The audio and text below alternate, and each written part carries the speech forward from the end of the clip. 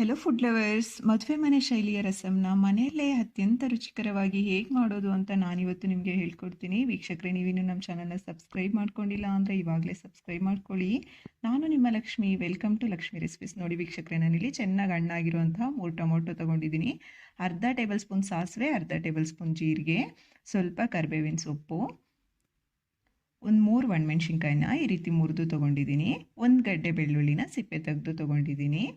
ಒಂದು ಈರುಳ್ಳಿನ ಈ ರೀತಿ ಕಟ್ ಮಾಡಿ ತಗೊಳ್ಳಿ.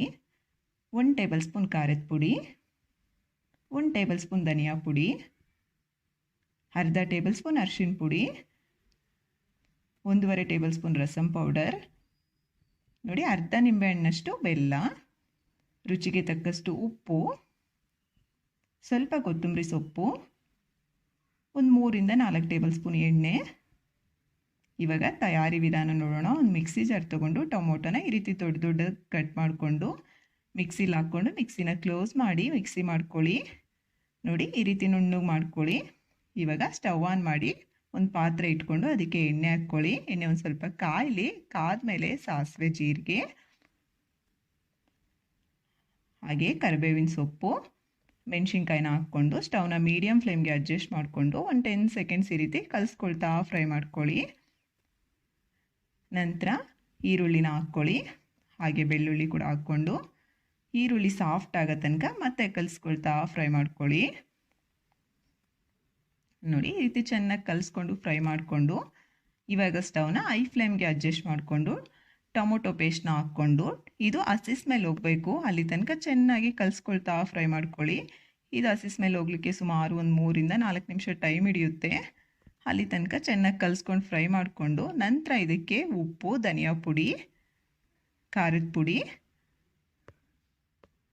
ಅರಿಶಿನ ಪುಡಿ ಹಾಕ್ಕೊಂಡು ಮತ್ತೆ 1 ನಿಮಿಷ ಚೆನ್ನಾಗಿ ಕಲಿಸ್ಕೊಳ್ತಾ ಫ್ರೈ ಮಾಡ್ಕೊಳ್ಳಿ. ಸ್ಟವ್ ಐ ಫ್ಲೇಮ್ನಲ್ಲೇ ಇರಲಿ.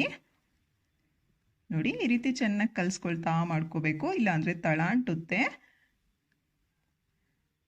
ನೋಡಿ ಇಷ್ಟಾದಮೇಲೆ ಇವಾಗ ಇದಕ್ಕೆ ನಾನಿಲ್ಲಿ 2.5 ಕಪ್ ನೀರು ಹಾಕ್ಕೊಳ್ತಿದ್ದೀನಿ. ಇದು ಸುಮಾರು 1 ಲೀಟ್ರ್ ಇರುತ್ತೆ. ಹಾಕ್ಕೊಂಡು ಮತ್ತೆ ಒಂದು ಸಲ ಚೆನ್ನಾಗಿ ಕಲಸಿ ಕುದಿಲಿಕ್ಕೆ ಬಿಡಿ. ನೋಡಿ ಈ ರೀತಿ ಒಂದು ಕುದಿ ಬಂದಮೇಲೆ ಇದಕ್ಕೆ ಬೆಲ್ಲ ಹಾಕ್ಕೊಂಬಿಡಿ. ಇವಾಗ ಮತ್ತೆ ಒಂದು ಸಲ ಚೆನ್ನಾಗಿ ಕಲಿಸ್ಕೊಳ್ಳಿ. ಇದು ಕುದಿಲಿಕ್ಕೆ ಒಂದು 7 ರಿಂದ 8 ನಿಮಿಷ ಟೈಮ್ ಹಿಡಿಯುತ್ತೆ. ಅಲ್ಲಿ ತನಕ ಕುದಿಸ್ಕೊಂಡು ಇಷ್ಟಾದಮೇಲೆ ಇದಕ್ಕೆ ರಸಮ್ ಪೌಡ್ರ್ ಹಾಕ್ಕೊಂಡು ಮತ್ತೆ ಒಂದು ಸಲ ಚೆನ್ನಾಗಿ ಕಲಿಸ್ಕೊಳ್ಳಿ.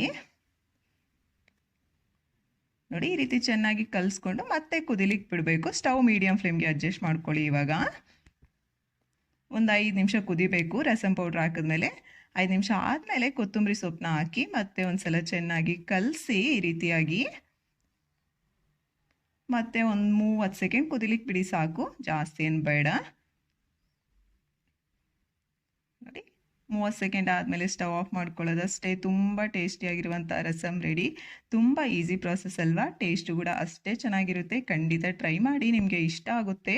ವಿಡಿಯೋನ ಲೈಕ್ ಮಾಡಿ, ಕಾಮೆಂಟ್ ಮಾಡಿ, ಸಬ್ಸ್ಕ್ರೈಬ್ ಮಾಡ್ಕೊಳ್ಳೋದು ಮಾತ್ರ ಮರ್ತೋಗ್ಬೇಡಿ. Thank you for watching.